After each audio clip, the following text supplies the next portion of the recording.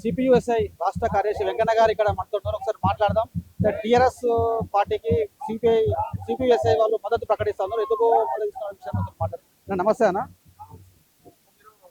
సిపియుఎస్ఐగా Maroju Veeranna line తోనే పనిచేసే వ్యక్తులుగా మీరు అంటే కవిత పార్టీకి ఎందుకు మద్దతు ఇవ్వాల్సిన అవసరం వచ్చింది? కవిత పార్టీకి మద్దతు చేయడం కారణం ఏంటంటే సామాజిక తెలంగాణ అంశం, ఉచిత విద్య, ఉచిత వైద్యం, మా వాడలో మా రాజ్యం, ఈ అంశాలపైన తనతోని మాట్లాడి సామాజిక న్యాయ తెలంగాణ ప్రధానంగా మనము తెలంగాణ రావాలని చెప్పేసి 69 తర్వాత 1997 ఆగస్టు 11వ తారీఖున కామ్రేడ్ మారోజు వీరన్న తెలంగాణ డిక్లరేషన్ ఏర్పాటు చేసిన తర్వాత తెలంగాణ గురించి ఊతెత్తినటువంటి లేరు. ఆ తర్వాత తెలంగాణ గురించి మాట్లాడినాక కామ్రేడ్ మారోజు వీరన్నతో పాటు సిపిఎస్ఐ పార్టీలో 145 మంది అమరులను ఈ రాజ్యము ఎన్కౌంటర్ చేసింది గత సీమాంధ్ర ప్రభుత్వము. ఆ తర్వాత తెలంగాణ కావాలని చెప్పేసి తెలంగాణలో ఉన్నటువంటి వనరులను మనకు దక్కించుకోవాలని చెప్పేసి నిధులు నియామకాలను పేరు తీసుకురావాలని చెప్పేసి మొత్తం తెలంగాణలో ఉన్నటువంటి 10 జిల్లాల్లో కామ్రేడ్ మారోజు వీరన్న నేతృత్వంలో 2500 సభలు పెట్టడం జరిగింది.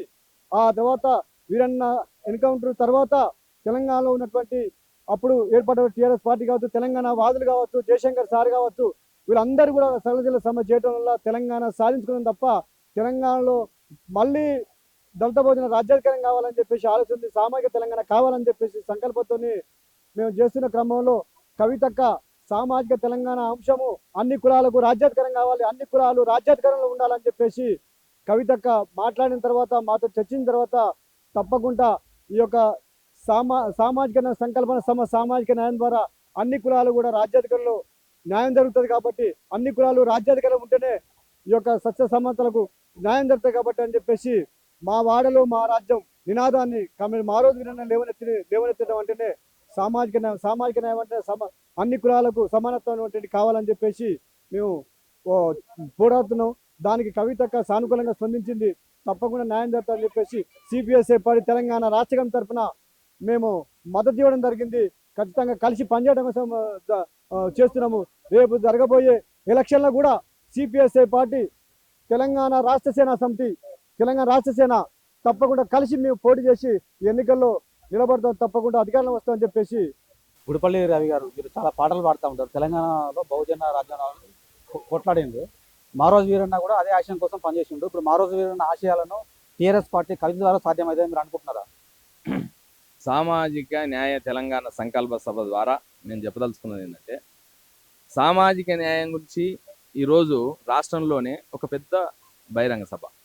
ఈ సభ ద్వారా ఈ సమాజానికి న్యాయం ఎట్లా జరగాలి, న్యాయం అంటే ఏంది అనేటటువంటిది కవితక్క టీఆర్ఎస్ పార్టీ ఆధ్వర్యంలో ఈ సమాజాన్ని మొత్తాన్ని మేల్కొల్పడానికి పెట్టినటువంటి సభ ఇది. ఈ సభ ముందు న్యాయం అంటే ఎట్లా జరగాలి, న్యాయం అంటే ఏంది అనేది సమాజానికి తెలిస్తే కదా న్యాయం జరుగుతుందా జరగదా అనేటటువంటి తెలియదు. అసలు న్యాయం అనేటటువంటిదే తెలియనప్పుడు ఏమి చేసినా న్యాయం జరిగిందో జరగలేదో తెలియదు. కాబట్టి ఈ జరగాల్సినటువంటి విషయం ఏంటంటే న్యాయం అంటే ఏంది, అసలు తెలంగాణలో న్యాయం అంటే ఏంది, ఆ న్యాయము సామాజిక న్యాయ సభ ద్వారా చెప్పాలి అనుకున్నది కవితక్క.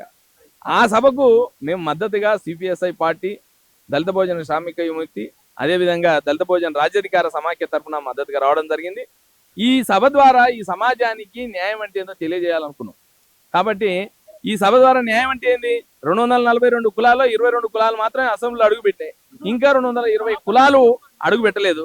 పెట్టాలంటే ఏం చేయాలి?